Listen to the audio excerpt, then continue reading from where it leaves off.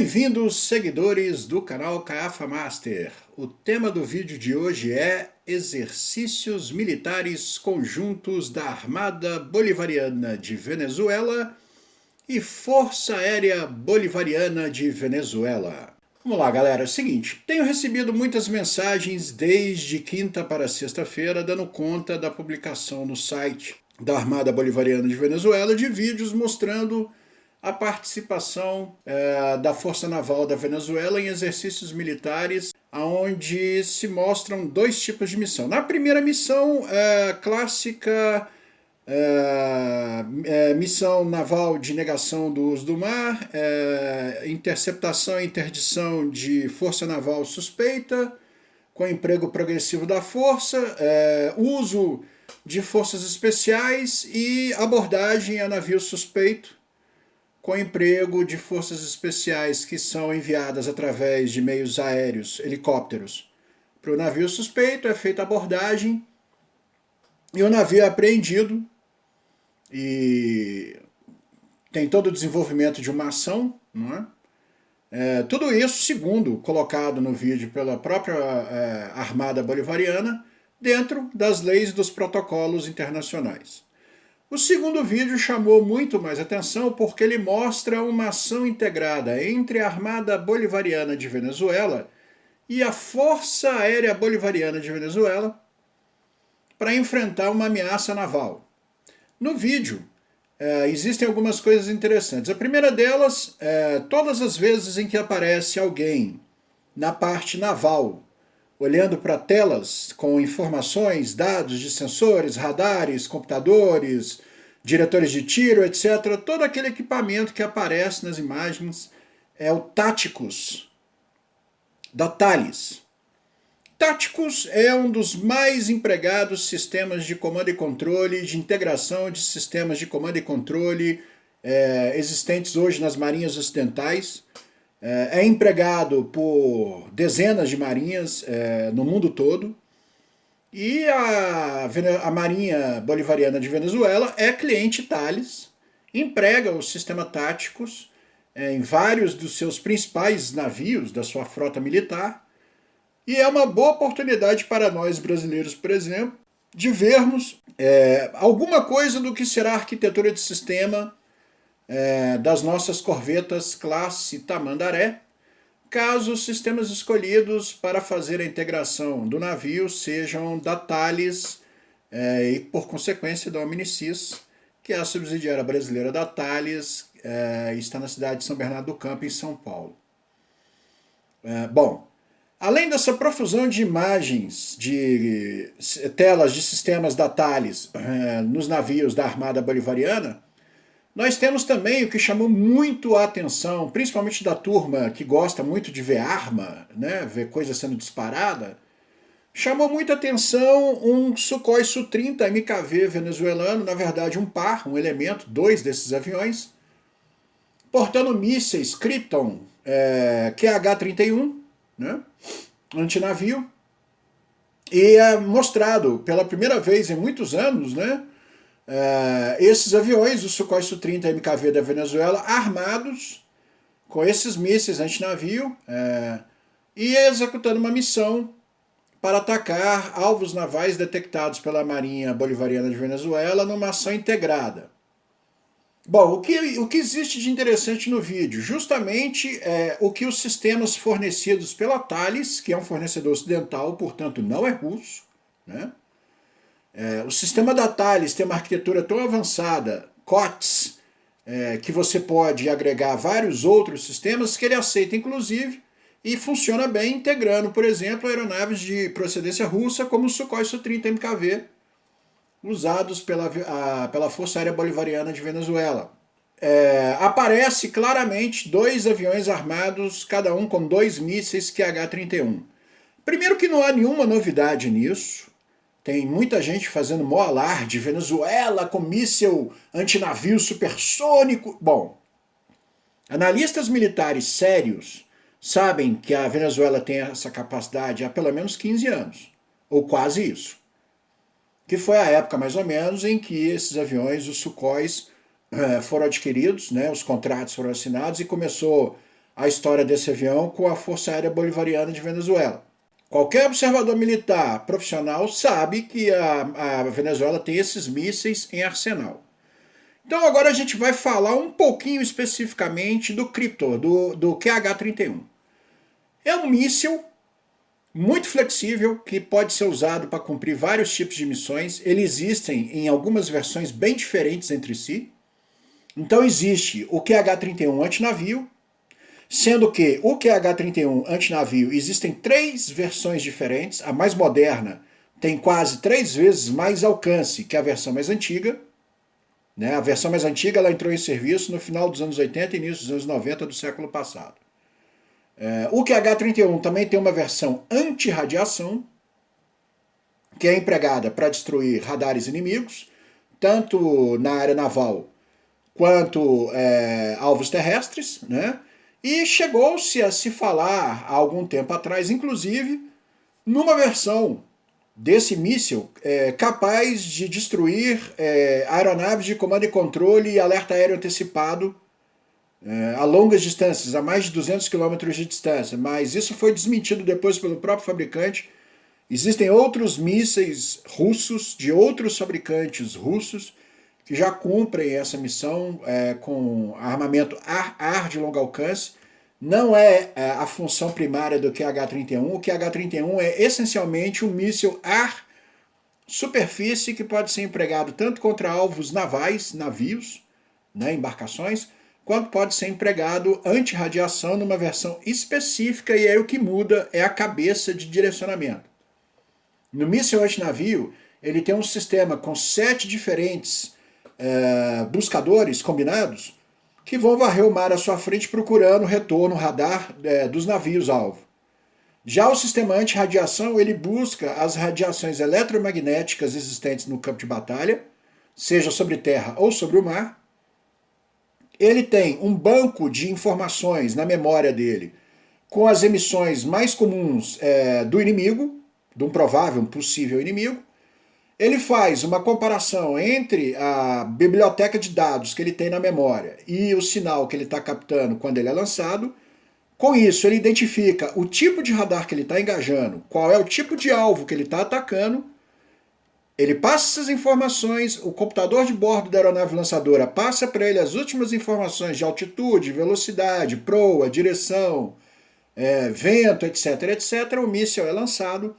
Ele se guia pelas emissões eletromagnéticas do radar inimigo até atingir e destruí-lo, ou se a tripulação do radar alvo for bem treinada, perceber o ataque e desligar o radar para acessar as emissões, o míssil ainda assim continua na direção do alvo usando navegação proporcional de acordo com a última coordenada que ele recebeu da emissão. Portanto, se aquele pessoal não tratar de sair dali rapidinho, fatalmente eles vão ser atingidos. Na versão antinavio, o QH-31 ele tem uma capacidade muito interessante, que é a sua velocidade supersônica. Ele é um míssil que tem um sistema de propulsão duplo. O motor de lançamento é de propelente sólido, mas o motor de cruzeiro dele é um sistema ramjet. Depois que o booster de aceleração de motor sólido queima, ele é descartado e entra em ação segundo estágio, que é uma câmara de combustão de querosene, o que torna esse míssil ramjet. Ele tem um sistema de propulsão avançado, que proporciona uma alta aceleração e uma energia cinética inacreditável quando ele atinge o alvo, pois ele vai estar a Mach 3.5, alguma coisa em torno de 4.800 km por hora. Além dessa velocidade que ele vai atingir o alvo, se ele for lançado dentro dos parâmetros dele, ainda tem o detalhe que a cabeça de guerra dele tem 650 kg de alto explosivo. E a ogiva é configurada para detonar depois que o míssil já entrou ele já penetrou dentro do navio um certo tempo. Ele não explode ao contato, ele tem um retardamento na explosão da ogiva para que a explosão cause o máximo possível de danos à superestrutura de um navio até o porte de uma fragata, por exemplo. Então, o QH-31 é uma arma extremamente eficaz, muito perigosa pela velocidade que ela voa, o engajamento é muito rápido, é um sistema de armas altamente desafiador, para quem tiver que enfrentá-lo, justamente pela sua alta velocidade. Mas é preciso lembrar que não sabemos na atualidade qual é a versão usada pela Venezuela. Os QH-31 antinavio que a Venezuela tem em arsenal hoje, aparentemente são da primeira geração do míssil, que tem um alcance estimado em torno de 150 quilômetros, dependendo da altitude que eles forem lançados. Bom, no vídeo fica muito claro que a estratégia de defesa do litoral da Venezuela, empregado pela Marinha Bolivariana de Venezuela e pela Força Aérea Bolivariana de Venezuela, são ações integradas, ações conjuntas, onde num primeiro momento os navios da Armada Bolivariana detectam a ameaça naval, fazem a triangulação desse alvo, a identificação do alvo, o acompanhamento desse alvo, posicionam seus navios para fazer uma manobra de flanco, né? Fazendo um movimento de pinça para flanquear pelos dois lados a força naval inimiga, enquanto eles acionam o Sukhoi Su-30 MKV, e esses aviões armados com os mísseis QH-31 fazem uma corrida supersônica vindo do continente, do território continental venezuelano para o mar, lançam os seus mísseis à máxima velocidade possível e à altitude ideal, e esses mísseis vão executar uma corrida de ataque supersônica voando a Mach 3.5. Certamente é um desafio enorme para qualquer sistema defensivo de qualquer navio militar que seja enquadrado por esse tipo de armamento. Mas com as tecnologias de Close-in Weapon System existente hoje e sistemas defensivos avançados, com o emprego de radares AESA e outros sistemas, é perfeitamente possível se defender desse tipo de armamento num cenário ideal.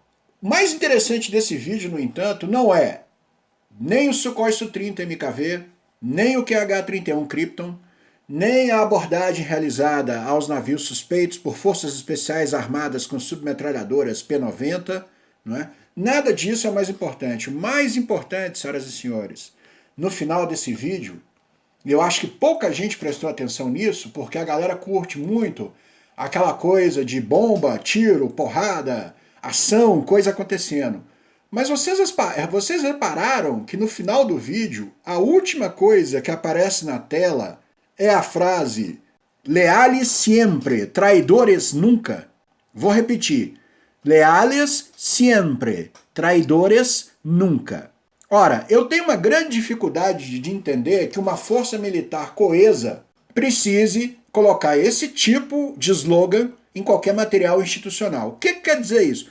Esse vídeo não foi feito para mostrar para os Estados Unidos, exemplo, como os venezuelanos vão se defender da Marinha dos Estados Unidos. Porque, evidentemente, se a Marinha dos Estados Unidos quiser entrar no litoral da Venezuela, mísseis QH-31 Krypton não são problema para a mais poderosa marinha do mundo. Isso é fato. Indiscutível. Goste você de ouvir isso ou não. Então, o que a gente tem que discutir aqui é o quê? Que o Nicolás Maduro já não confia mais nos seus comandantes militares. O clima entre os comandantes militares das três forças, mais infantaria de marinha, os fuzileiros navais, é de desconfiança mútua, geral, ampla e restrita. O Nicolás Maduro tem um sério problema de não acreditar mais na lealdade dos seus militares e agora todas as peças institucionais lançadas pelo governo do senhor Nicolás Maduro têm como lema "leales siempre, traidores nunca". Esse, para mim, é o detalhe mais importante de todos os vídeos publicados recentemente dentro dessa conjuntura do bicentenário do discurso de Angostura, né? Muita gente não sabe qual é o contexto histórico desse exercício. O Congresso de Angostura, inaugurado no dia 15 de fevereiro de 1819 pelo libertador Simão Bolívar, sob a inspiração da ideologia do general Francisco de Miranda em Angostura, hoje Ciudad Bolívar, representou o segundo Congresso Constituinte da Venezuela.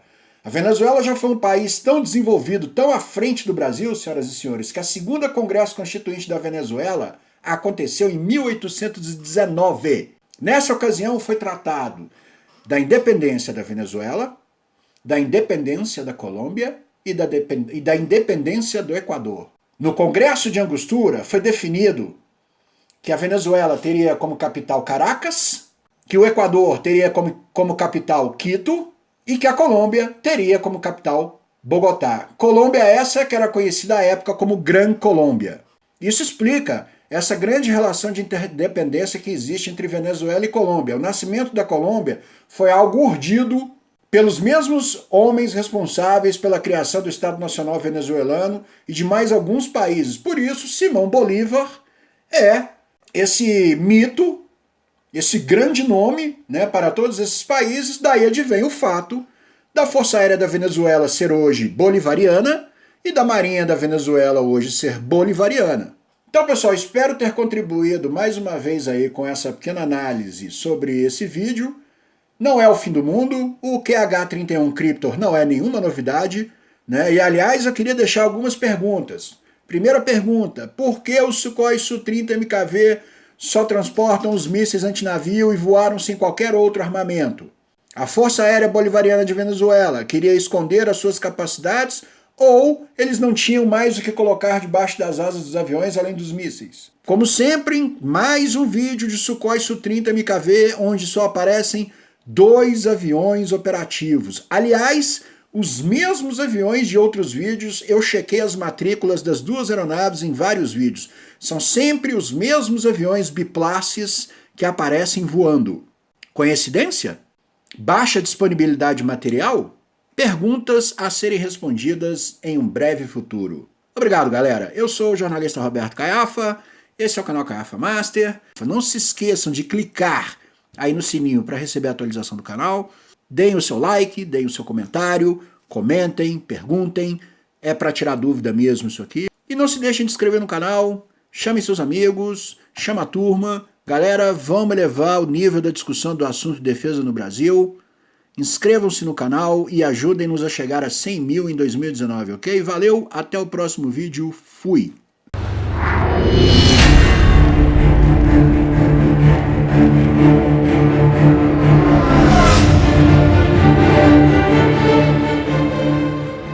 ¿Cuál sería el armamento previsto a emplearse en esta operación?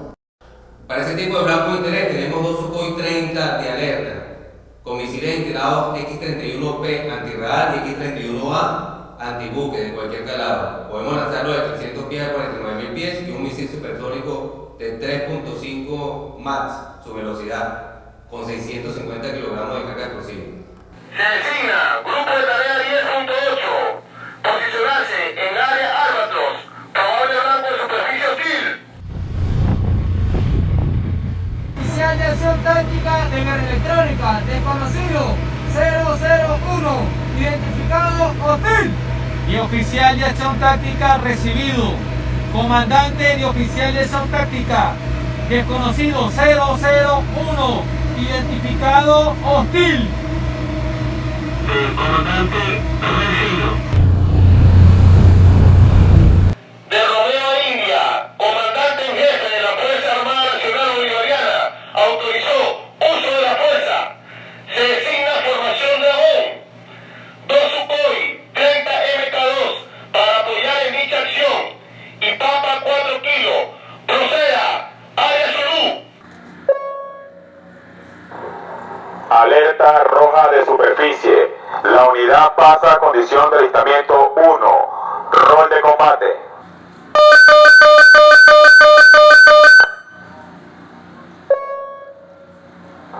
Rol de combate, rol de combate, rol de combate.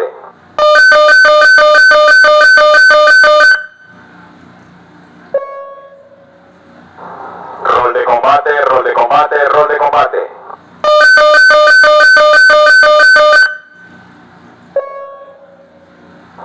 Rol de combate, rol de combate, rol de combate.